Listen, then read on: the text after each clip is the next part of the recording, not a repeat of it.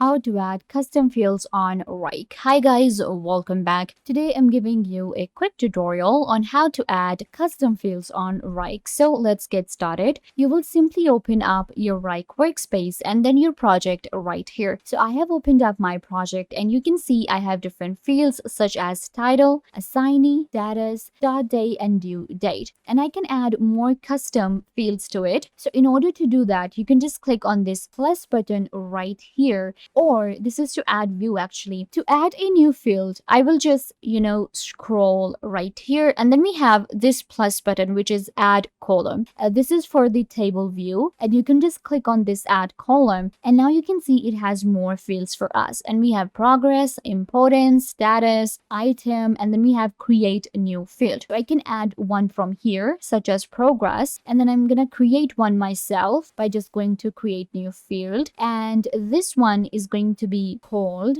error, and then we can have a type. So what I'm gonna do is I'm gonna go with a text one for the type and click on create, and this is how you can also go ahead and create a custom field on your project. It's very easy to do. You can go ahead and create as many fields as you like in order to organize and keep track of your task. Don't forget to give this video a big thumbs up, leave a comment down below, turn on bell notification, and subscribe to the YouTube channel.